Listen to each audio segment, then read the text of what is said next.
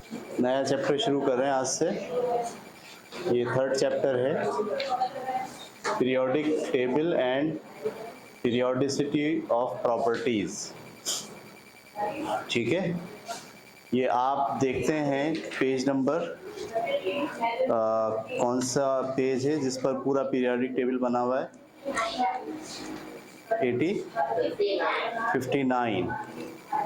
59 पर अगर आप देखें तो एक पूरा पीरियोडिक टेबल ऐसे बना हुआ है ना। तो ये जो पीरियोडिक टेबल है ये कैसे बना, इसकी हिस्ट्री हम पढ़ रहे हैं। पीरियोडिक टेबल है क्या? आज तक जितने भी एलिमेंट दरियाफ्त हो गए हैं, पता चल गए हैं 112-115 के करीब, उन सारे एलिमेंट्स को एक ख़ास टेक्निक के साथ एक टेबल के अंदर रखा गया है। ऐसी तुक्के में नहीं रखा गया है, बल्कि ख़ास टेक्निक के साथ, कुछ उसूलों के साथ इस टेबल के अंदर उन 112 या 115 एलिमेंट्स को रखा गया है।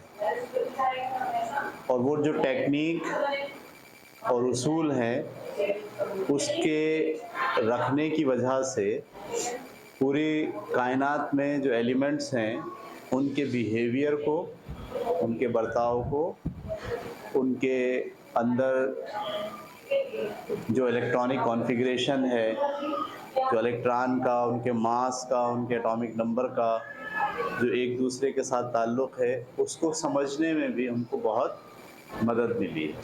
ठीक है, तो ये पीरियोडिक टेबल बना कैसे और इंसान यहाँ तक कैसे पहुँचे, उसको हम स्टडी करेंगे टॉपिक के अंदर। पहला जो आदमी है जिसने इस पीरियोडिक टेबल को बनाने की इब्तिदा की या सोचना शुरू किया, वैसे तो बहुत से लोगों ने सोचना शुरू किया, हमारे यहाँ भी ऐसा होता है ना, जब हम बहुत सारी किताबें होती हैं, 400 किताबें हों तो आप घर में कैसे रखते हैं, उसका कुछ सलीक़ा बनाते हैं। भाई मैथ की सारी किताबें इस शेल्फ़ में आएंगी, अदब की सारी किताबें इस शेल्फ़ में आएंगी, शायरी की सारी किताबें यहाँ आएंगी। इससे फ़ायदा क्या होता है कि जब आपको ढूंढने की ज़रूरत पेश आती है किसी किताब को, तो फ़ौरन आपको वो किताब मिल जाती है।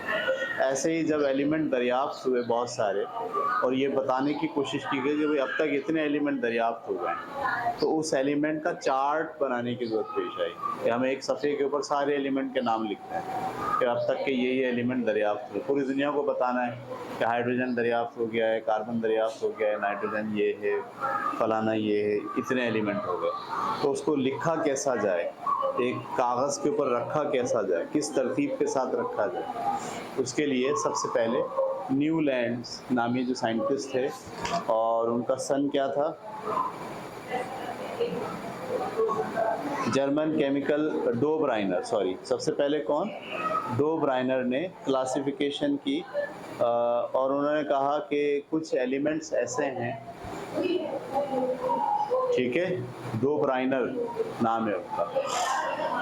पहला उसूल उन्होंने पेश किया, उन्होंने कहा कि तीन एलिमेंट्स के पेयर एक साथ रखे जाएं, 3 एलिमेंट एक साथ, 3 एलिमेंट एक साथ, यानी तीन एलिमेंट की फैमिली हो। सही है। अब वो 3 एलिमेंट कौन से होंगे, जिसमें से 2 एलिमेंट्स के एटॉमिक मास का एवरेज तीसरा एलिमेंट हो।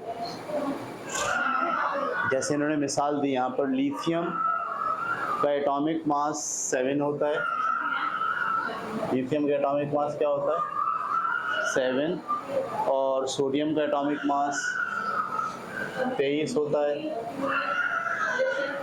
और उसके बाद पोटाशियम का एटॉमिक मास 39 होता है। वो कहते हैं ये तीनों जो है एक पेयर की फॉर्म में, एक फैमिली के फॉर्म में होंगे। क्यों? क्योंकि इसमें इन दोनों के एलिमेंट्स को, एटॉमिक मास को अगर जमा कर लिया जाए 7 + 39 और उसका एवरेज निकाल लिया जाए, 7 और 39 कितने होते हैं 46, और जब उसको 2 से तकसीम करेंगे तो जवाब क्या आएगा 23 आएगा। वो ये कह रहे हैं कि ऐसे एलिमेंट्स जिनके दो एलिमेंट्स के एटॉमिक मास का एवरेज तीसरा एलिमेंट होगा, ये 3 एलिमेंट्स एक फैमिली की शक्ल में चार्ट में रखे जाएं। समझ में आ गई बात? तो उन्होंने इसको कहा गया न्यूलैंड्स के दो ब्राइनर के ट्राइएड। क्या नाम रखा गया? ट्राइएड्स। ट्राइएड्स किसे कहते हैं? 3 का जो जोड़ा होता है उसे बोलते हैं ट्राइएड्स। ठीक है, तो दो ब्राइनर ने 3 ट्राइएड तो आपकी बुक में ही दिए हैं, लिथियम, सोडियम, पोटाशियम, और क्लोरीन, ब्रोमीन, आयोडीन, और कैल्शियम, स्ट्रोनेशियम और बेरियम। बाज़ाब्ता इसके एटॉमिक मासेस के दो के एटॉमिक मासेस का एवरेज तीसरा एटॉमिक मास होता है। तो पहला जो सोचने का अंदाज था वो यहाँ से शुरू हुआ कि भाई सारे एटम्स को देखा जाए और उनमें से ऐसे 3 एटम्स का इंतखाब किया जाए जिसमें से 2 एटम्स का एटॉमिक मास का एवरेज तीसरे एटम के एटॉमिक मास के बराबर। तो ये 3 के जो पेयर बन जाएंगे, उसको पेयर नहीं कहा गया, उसे क्या कहा गया? ट्राइएड्स। तो अब जो चार्ट बनाया उस चार्ट के अंदर 3 3 3 3 3 ऐसे डाले गए। ठीक है, तो इस पीरियोडिक टेबल को कहा गया कि ये 2 ब्राइनर का ट्राइएड्स वाला टेबल है, 2 ब्राइनर्स का ट्राइएड वाला चार्ट। ये बात क्लियर हो गई आपको? ये पहला जो है वो कारनामा था 2 ब्राइनर। उसके बाद बात आगे बढ़ी, ठीक है, और बात एक और साइंटिस्ट आए जिनका नाम था न्यूलैंड। 1864 में एक और साइंटिस्ट आए, न्यूलैंड।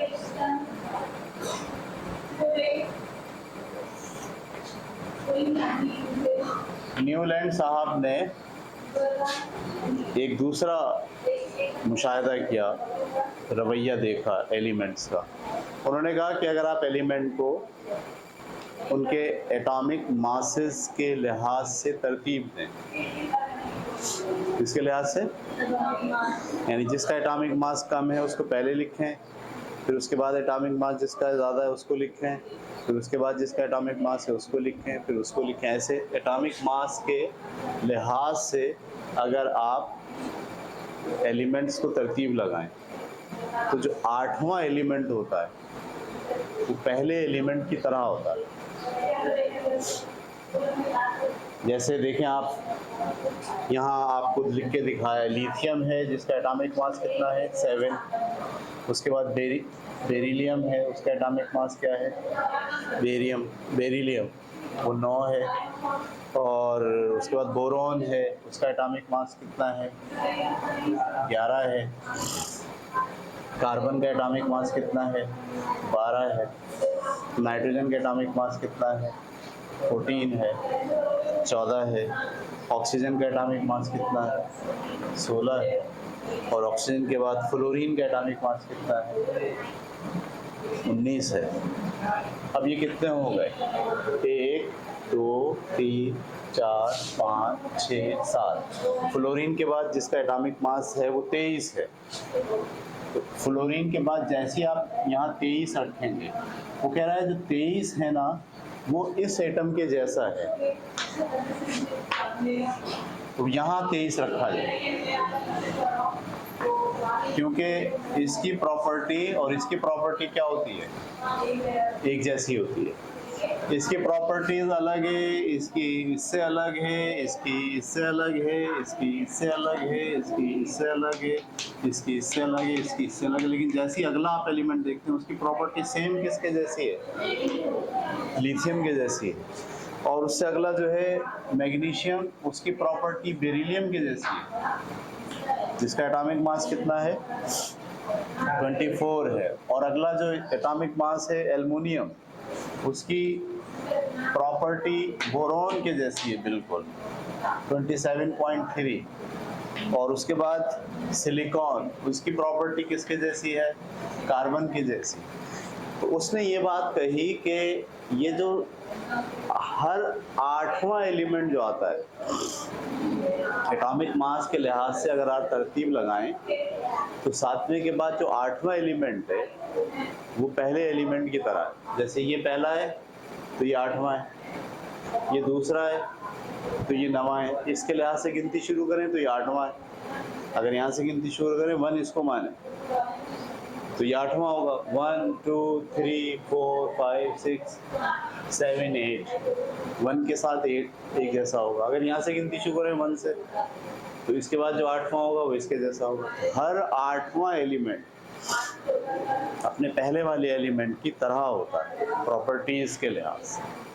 इसलिए उसने कहा कि जो 8वां का कानून है कि हर 8वां एलिमेंट, तो 8वें एलिमेंट को किसी नई जगह रखने के बजाय इसी तरह से रखते चले जाएं तो एक चार्ट बन जाएगा जिसमें एक लाइन में कितने होंगे? 7, और हर 8वां एलिमेंट प्रॉपर्टीज के लिहाज से क्या होगा? एक दूसरे के जैसा होगा। इस उसूल को कहा गया न्यूलैंड का ऑक्टेट रूल। ऑक्टेव, कौन सा रूल कहा गया? ऑक्टेव। ऑक्टेव के मायने होते हैं 8वां।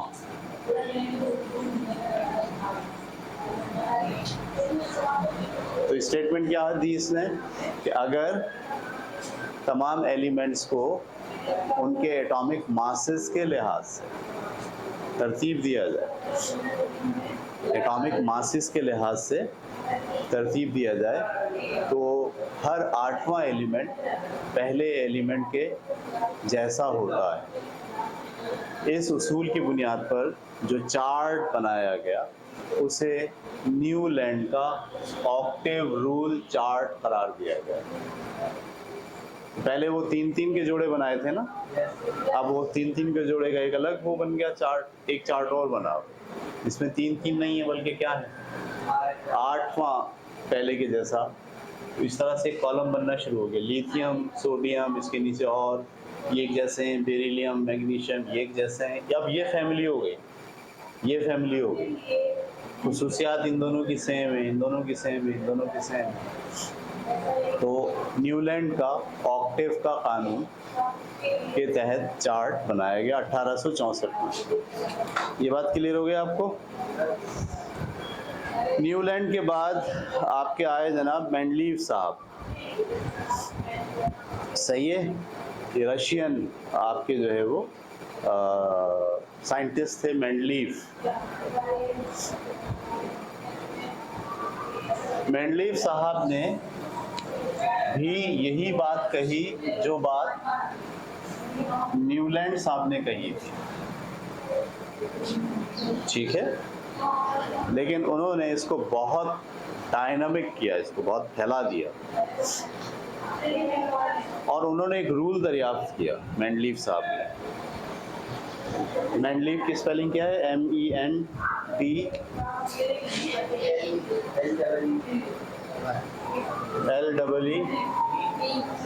मेंडलीव पीरियोडिक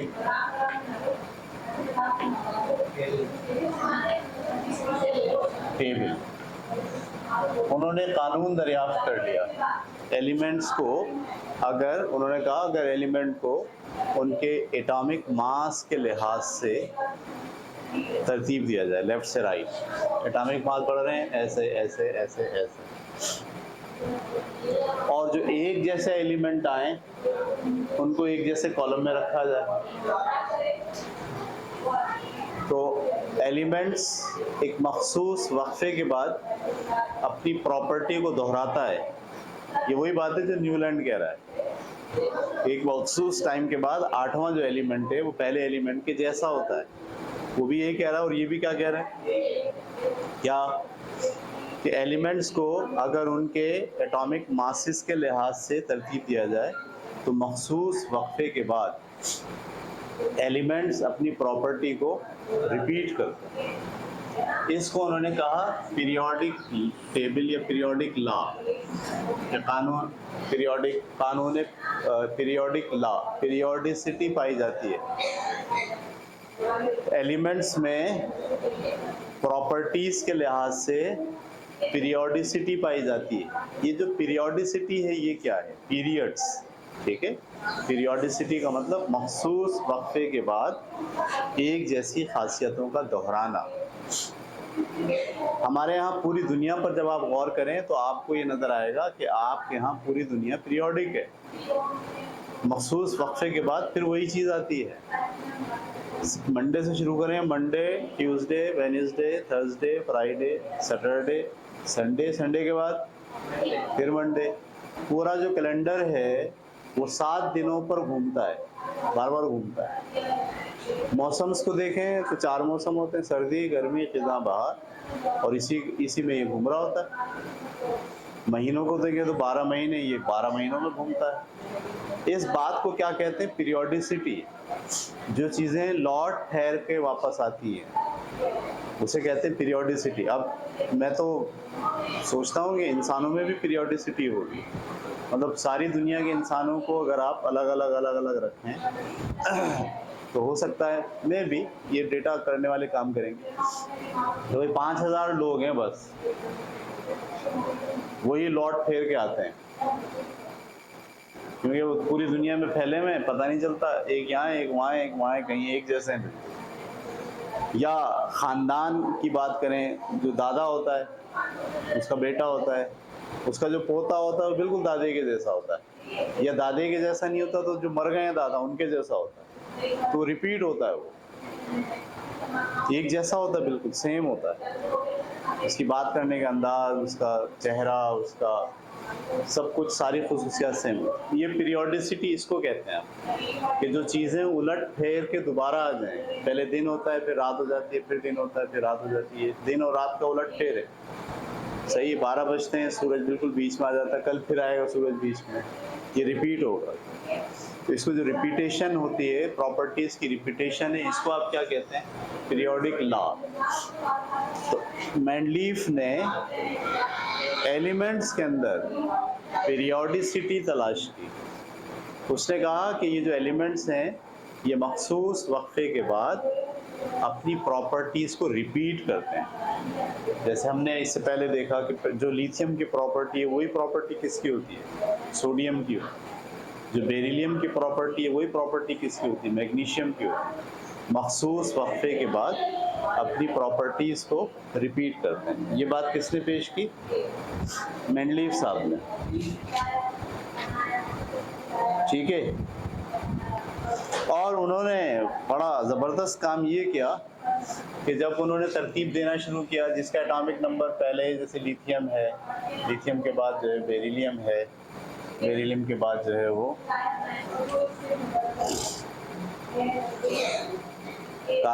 बोरोन है, बोरोन के बाद कार्बन है, कार्बन के बाद नाइट्रोजन है, ऑक्सीजन है, ठीक है, और ऑक्सीजन के बाद फ्लोरीन, फ्लोरीन के बाद फिर मैग्नीशियम, फिर सोडियम आ गया। सोडियम बिल्कुल कैसा है? लिथियम के जैसा। मैग्नीशियम बिल्कुल कैसा है? बेरिलियम के जैसा, सही है। अच्छा, अब वो इस तरह तरतीब देना शुरू हो गए कि भाई मैग्नीशियम के बाद अगला एलिमेंट जिसका एटॉमिक मास इससे ज़्यादा है उसको यहाँ रख दिया, वो आ गया, फर्ज कीजिए कौन सा? एल्युमिनियम। एल्युमिनियम के बाद सिलिकॉन, सिलिकॉन के बाद फास्फोरस, फास्फोरस के बाद सल्फर, सल्फर के बाद क्लोरीन। इनकी प्रॉपर्टीज़ क्या हो रही हैं? बिल्कुल मैच कर रही हैं और एटॉमिक मासेस के लिहाज से करके। क्लोरीन के बाद जैसे ही अगला एटॉमिक मास वाला एटम उठाया, वो एटम बिल्कुल किसके जैसे था? इसके जैसे था। क्या नाम है उसका? पीरियोडिक टेबल में जाके देखें।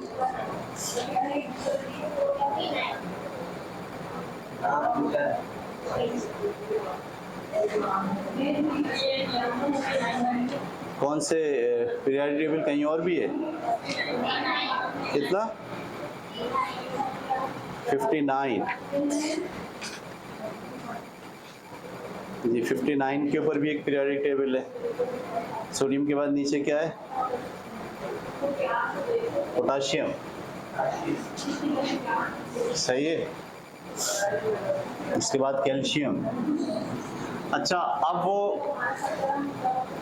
मेंडलीव साहब ने ये काम करना शुरू किया कि उस ज़माने में जितने एलिमेंट दरियाफ्त हो चुके थे, जितने भी, उन सब को उन्होंने इस तरह का चार्ट में डालना शुरू कर दिया। इसके दौरान ना एक अजीब बात पैदा हुई। बात ये हुई कि फ़र्ज़ कीजिए कैल्शियम के बाद जो एलिमेंट मौजूद था जिसका एटॉमिक मास कैल्शियम से ज़्यादा है, उसको यहाँ रखना चाहिए, लेकिन उसकी प्रॉपर्टी एल्युमिनियम और बोरॉन की जैसी नहीं है। तरतीब तो आप दे रहे थे किसके लिहाज से? एटॉमिक मास के लिहाज से। इसका एटॉमिक मास कम है, उससे ज़्यादा एटॉमिक मास इसका, उससे ज़्यादा एटॉमिक मास इसका है। लेकिन जब इसको यहाँ रख रहे हैं तो ये इसके साथ मैच, बल्कि ये इसके साथ मैच कर रहा है। तो मेंडलीव ने प्रपोज ये किया कि इस एलिमेंट को यहाँ रखने के बजाय यहाँ रखा जाए। सही है, फ़र्ज़ करो जो भी है जर्मीनियम है, एटॉमिक मास तो जर्मीनियम का कैल्शियम से ज़्यादा था, इसको रखना यहाँ चाहिए था, लेकिन इसकी प्रॉपर्टी क्योंकि इससे नहीं मिल रही थी, उसने यहाँ रखने के बजाय कहाँ रखा? वहाँ रखा जहाँ उसकी प्रॉपर्टी मिल रही है, और ऐलान किया कि अभी एक एलिमेंट दरियाफ्त होना बाकी है जिसका एटॉमिक मास कैल्शियम से ज़्यादा होगा, जर्मीनियम से कम होगा, और उसकी प्रॉपर्टीज़ एल्युमिनियम और बोरॉन के जैसी होंगी। ये बड़ा ज़बरदस्त जो है ना उसका काम था। उसने बोला नहीं, अगरचे कि कैल्शियम के बाद कौन सा एलिमेंट दरियाफ्त हुआ होता? जर्मीनियम। तो कैल्शियम के बाद किसको रखना चाहिए था? लेकिन जर्मीनियम को जैसी रखते, जर्मीनियम एटॉमिक मास के लिहाज से तो सेट हो रहा है, लेकिन प्रॉपर्टीज़ के लिहाज से सेट, वो प्रॉपर्टीज़ के लिहाज से सेट किसके साथ हो रहा है? इस वाले के साथ। तो उसने यहाँ रखने के बजाय इसको यहाँ रखा और ऐलान क्या करा कि अभी एक ऐसा एलिमेंट दरियाफ्त होना बाकी है जिसका एटॉमिक मास कैल्शियम से ज़्यादा होगा, जर्मीनियम से कम होगा, और उसके उसके एलिमेंट की जो प्रॉपर्टीज़ होंगी वो एल्युमिनियम और बोरॉन की जैसी होंगी। ये उसने ऐलान किया, और एक जगह नहीं छोड़ी उसने। इस पीरियोडिक टेबल को बनाते हुए कई जगह छोड़ के 4-5 जगह उसने छोड़ दी कि यहाँ पर अभी एलिमेंट दरियाफ्त नहीं हुआ है, दरियाफ्त करें। और बड़ी हैरत अंगेज़ बात हुई कि फिर चंद सालों में वो एलिमेंट दरियाफ्त हुए, और वो एलिमेंट की खुसूसियात बिल्कुल बोरॉन, एल्युमिनियम इनकी तरह थी, और एटॉमिक मास इसके और इसके बिल्कुल बीच में था। तो मेंडलीव का जो पीरियोडिक टेबल है वो लोगों को बहुत ज़्यादा उसने अट्रैक्ट किया, और उसने इस बात के लिए भी मदद दी कि हम ये जान पाएँ कि कुछ एलिमेंट्स ऐसे हैं जो अभी दरियाफ्त नहीं हुए हैं। अब ये जो तरतीब है पीरियोडिक टेबल की, ये दो बुनियाद पर है, एटॉमिक मास और प्रॉपर्टीज़। लेफ़्ट से राइट जाते हुए एटॉमिक मास बढ़ेंगे, और हर एलिमेंट कहाँ रखा जाएगा? उस ग्रुप में रखा जाएगा, उस लाइन में रखा जाएगा जो सारे के सारे एक जैसी प्रॉपर्टी वाले हों। जो एक जैसी प्रॉपर्टी वाला नहीं आएगा उसको आप फिर ऐसी जगह पर डालें जिसकी प्रॉपर्टी उस ग्रुप के एलिमेंट के जैसी हो, और अगर कोई जगह खाली रह गई है तो इट्स ओके, अभी ये वाला एलिमेंट दरियाफ्त नहीं हुआ। ये मेंडलीव साहब ने। और बाद में दरियाफ्त, जैसे क्रोमियम की जो दरियाफ्त हुई है, जब क्रोमियम दरियाफ्त हुआ आप हैरान होंगे कि उससे पहले ही पता था कि ये एलिमेंट किन दो के बीच में आएगा और किस ग्रुप के अंदर इसको रखा जाएगा। मेंडलीव साहब का ये बड़ा कारनामा था।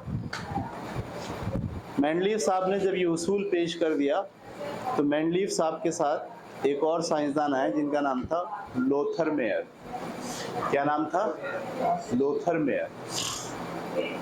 लोथर मेयर साहब ने दरअसल मेंडलीव के उसूल की बुनियाद पर जितने भी एलिमेंट उस ज़माने तक दरियाफ्त हो गए थे, उसको उन्होंने पीरियोडिक टेबल की शक्ल में रख दिया और बहुत सारी जगह क्या छोड़ दी, खाली छोड़ दी। तो इस पीरियोडिक टेबल को आप लोथर-मेयर का पीरियोडिक टेबल कहते हैं और इस पे जो उसूल लगा हुआ है वो कौन सा लगा हुआ है, वही वाला, कौन सा, मेंडलीफ वाला। तो मेंडलीफ ने जो खाका और जो ख्याल पेश किया था, जो थ्योरी पेश की थी, उस थ्योरी का प्रॉपर रिसर्च के बाद हर एक की प्रॉपर्टीज़ देख के, गौर करके, उसका एटॉमिक वेट सही से निकाल के लोथर-मेयर साहब ने दोबारा से एक टेबल डिज़ाइन किया जिसमें उस ज़माने में दरियाफ्त शुदा 56 एलिमेंट्स को प्रॉपर तरीके से पुट किया गया और बहुत सारी जगह खाली भी छोड़ी गई कि यहाँ पर अभी एलिमेंट दरियाफ्त होंगे और नए एलिमेंट की गुंजाइश मौजूद है। ये बात आपको समझ में आ गई? तो यहाँ से एक कॉन्सेप्ट आया आपके पास और वो कॉन्सेप्ट है पीरियोडिसिटी का कानून, इसको बोलते हैं पीरियोडिक लॉ। क्या कानून है पीरियोडिक लॉ? क्या है? एलिमेंट्स को अगर एटॉमिक मास के लिहाज से तरतीब दिया जाए तो वो मखसूस वक्फों के बाद अपनी प्रॉपर्टी को दोहराते हैं, अपनी खसूसियात को रिपीट करते हैं। इस कानून को पीरियोडिक लॉ कहा जाता है। ये लॉ दरअसल किसने पेश किया है? मेंडलीफ साहब। जब एलिमेंट्स को उनके एटॉमिक मास के लिहाज से तरतीब दिया जाए, रखा जाए चार्ट में, तो एलिमेंट्स मखसूस वक्फों के बाद अपनी प्रॉपर्टीज़ को रिपीट करते हैं। इस कानून को पीरियोडिक लॉ कहते हैं। ठीक है। उसके बाद जो है वो आए आखिरी साइंसदान जिन्होंने ये फाइनल जो आपके सामने पीरियोडिक टेबल है इसको डिफाइन किया और वो थे जनाब आपके मोज़ले। क्या नाम था उनका? मोज़ले।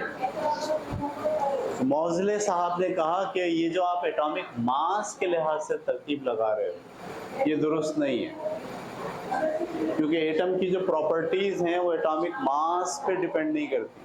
तो रिसर्च हुई, तरक्की हुई तो पता चला कि एटॉमिक मास तो न्यूक्लियस के अंदर जो प्रोटॉन और न्यूट्रॉन बंद हैं उसको कहते हैं और एटम की खसूसियत का तो पूरा इन्हिसार उसके एटॉमिक नंबर पे होता है कि उसमें इलेक्ट्रॉन कितने हैं, क्योंकि इलेक्ट्रॉन आगे पीछे होते हैं तो एटम बदल जाता है। इलेक्ट्रॉन आ जाएं तो वो कुछ और बन जाता है, इलेक्ट्रॉन चले जाएं तो कुछ और बन जाता है। इसका मतलब है एलिमेंट की प्रॉपर्टी का इन्हिसार, उसकी खसूसियात का इन्हिसार एटॉमिक मास पर नहीं होता बल्कि एटॉमिक नंबर पर होता है।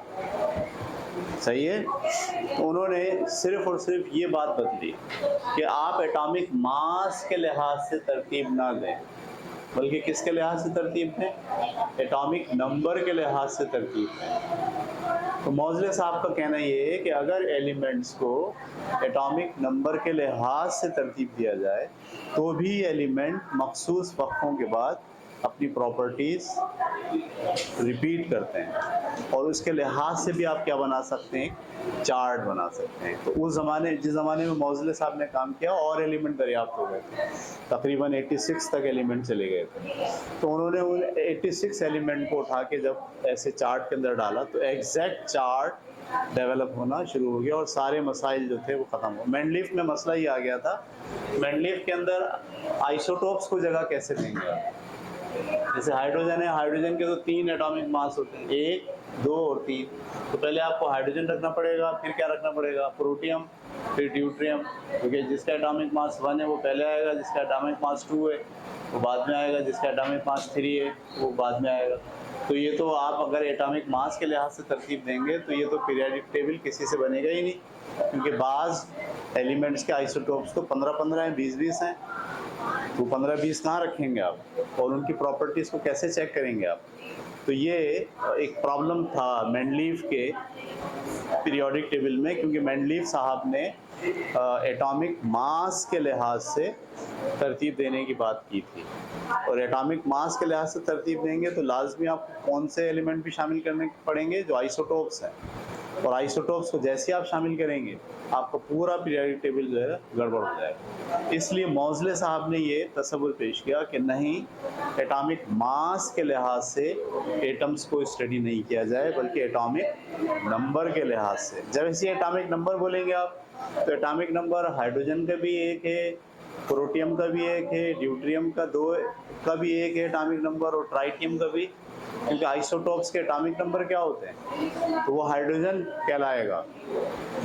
सही है, एक हाइड्रोजन अगर आपने पीरियोडिक टेबल में रख दिया तो अब आपको ड्यूट्रियम और ट्राइटियम रखने की ज़रूरत नहीं है। अगर क्लोरीन के दो जो है वो आइसोटोप हैं तो दोनों आइसोटोप रखने की ज़रूरत नहीं है, क्योंकि दोनों का एटॉमिक नंबर 17 होता है और 17 आपने रख दिया एक बार तो फिर अब आपको कोई ज़रूरत नहीं। तो मौज़ले साहब ने एटॉमिक मास को छोड़ के पीरियोडिक टेबल की बुनियाद एटॉमिक नंबर और एलिमेंट्स की प्रॉपर्टीज़ पर रखी और उसके बाद ये आपका मॉडर्न पीरियोडिक टेबल जो है वो एडजस्ट होता चला गया। यहाँ तक पढ़ेंगे इंशाल्लाह कल की क्लास में और इसको डिटेल में बताएंगे आप।